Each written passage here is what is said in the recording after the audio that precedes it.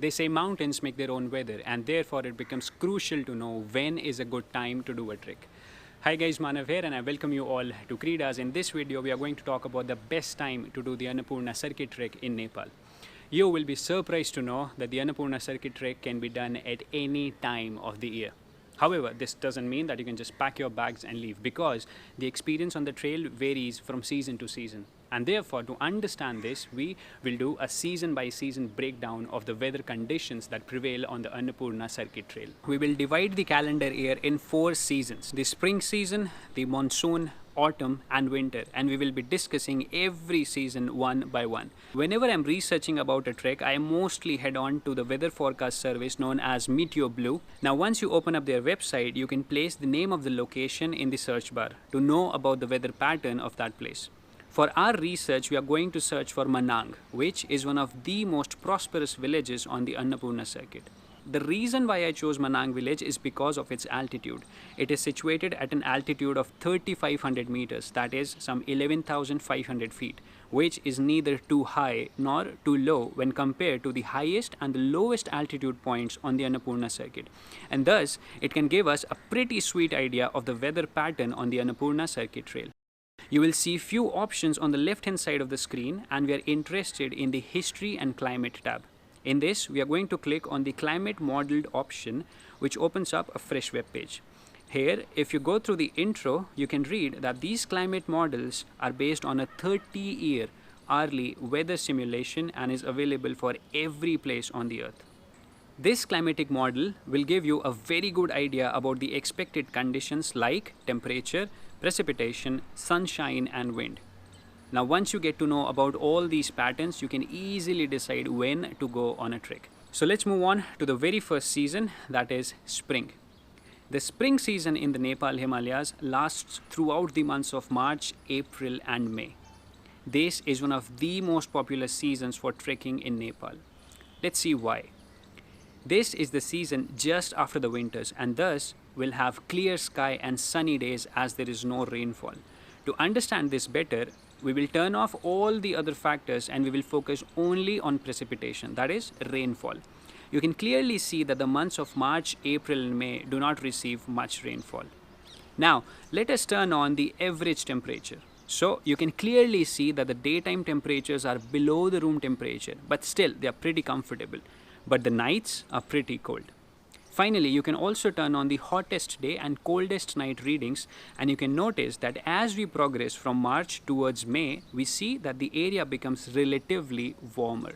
So we can conclude that the mornings and evenings will be cold during spring season as you gain more altitude in the Annapurna circuit trail. You will see good amount of vegetation and colorful rhododendron flowers on the trail because the spring season is known for blossoming of plants and a number of animal activities. You can still see quite a lot of snow near the Thorangla because the snow at the high altitudes definitely takes more time to melt. In short, the spring season is a good time if you're a beginner and want to do the trek without a guide, because the trails will be busy and there will be less chances of losing the trail due to this huge footfall. You will be seeing lots of people on the trail. Since there is no rainfall, the days will be sunny, the visibility will be higher, thus further reducing the probability of people losing the trail. If you're a landscape photographer, you can get some really colorful pictures and long lens shots because the clouds will not be covering the high mountain peaks. If you choose to hike to the Tilicho Lake, which is the highest glacial lake in the world, you have better chances to see the lake in all its true colors, all thanks to the clear sunny days. But be prepared to experience few spells of rain during your time on the trail, and therefore pack your backpack accordingly. Moving on now to the season of rainfall. The monsoon season in Nepal Himalayas lasts throughout the months of June, July, August and September. There will be a smaller number of people on the trail because you can clearly see that the landscape will receive quite a lot of rainfall in these months. The days will be quite warmer and the nights will be comfortable, and you can carry a normal 10-degree sleeping bag for the whole trail, but keeping all your trekking gear dry will be a great challenge. Monsoons is also the time when there will be leeches on the trail, and the trails will be more slippery due to rainfall. Further, the views of the huge mountain ranges will be blocked quite often by the rain-bearing clouds. Now, to summarize, the monsoon season is not good to go if you're a beginner and you want to do this trek on your own. But the bright side of the monsoon season is that there will be less people on the trail, and if crowded trails bother you, then monsoon can be the perfect getaway. If you're a landscape photographer, then again you will find really short windows where you can get a good view of the high mountain ranges. The famous landslide trail that takes you to the Tilicho Lake will be extremely slippery and risky. Therefore, avoid this season altogether if you add Tilicho Lake side trail to your plan. Now this brings us to the third season, that is the fall. The autumn season lasts through the months of October and November. This is the smallest and the most popular season for trekking in Nepal, and I did the Annapurna circuit in this season in the year 2019. These months receive the lowest amount of precipitation with almost no rains in November. The temperature starts to drop because we are now progressing towards winter, but the temperature readings are still quite comfortable as compared to those of the spring season. Since the monsoon has just ended, all the bugs and the dust in the atmosphere has been washed away by the rain, thus making the sky in this season much clearer even as compared to the spring season. So quickly, let's get to the verdict. The autumn or fall season is good to go if you're a beginner and want to do the trek without a guide, because the trails will be busy and there will be less chances of losing the trail due to the huge footfall.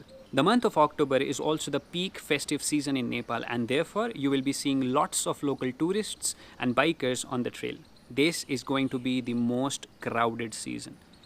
Super sunny days, clear sky, best conditions for landscape photography. It is also a great time to do the Tilicho Lake trek because the lake looks really beautiful on a bright sunny day. Last but not the least, getting accommodation may become tricky at few locations like the Tilicho Lake Base Camp, but it is always manageable if you're hiking solo or in a small group of 3 to 4 people. Finally, now we are on the last season, that is winters. The winter season is spread across the months of December, January and February. This season is for hardcore trekkers and for those who have been on the circuit in the past. This is the season of lots and lots of snowfall at the high altitudes. It is not the precipitation that you should worry about. All your focus should be on the temperature readings. The nights are freezing cold, and as compared to the rest of the months, even the days are cold.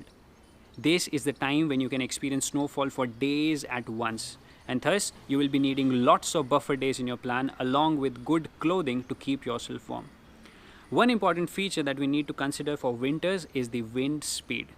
You can clearly see that the speed of the wind is highest in the winter months, reaching almost 30 km per hour, and the low temperature adds to the challenge.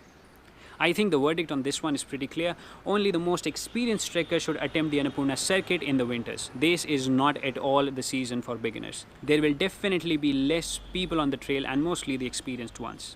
The mountains may not be visible due to frequent snowfall or whiteouts in the high altitude, and photography will be beautiful but really challenging as the lithium-ion batteries will drain very quickly.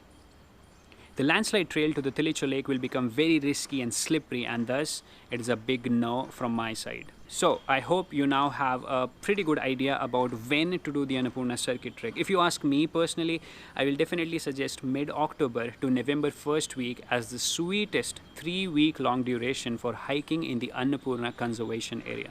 The most important thing is that no matter whichever season you're hiking in, remember that mountains make their own weather. Even in the spring and autumn season, the most favorable seasons, you can witness undesirable weather. If you watched the Tilicho Lake vlog, then you can clearly see how drastically and quickly the weather shifts in the mountains and how much it could affect your experience on the trail. Therefore, keep at least 3 to 4 buffer days in your plan and pack your rucksack for all weather conditions. Now guys, in my personal opinion, there is no best time to do any trek. Everything just boils down to 2 factors. Number 1, the season that suits your purpose. For example, if you're a landscape photographer, then obviously you will not be doing treks in the monsoons. Number 2, the amount of trekking experience that you have. For example, if you're a seasoned trekker, then you can even do a trek in winters because you know what to do in case of whiteouts. So always try to find out why you want to do a trek, that is the purpose, and how much experience you are to do that particular trek. The answers to these 2 questions will help you successfully pin down the best time to do a trek for yourself.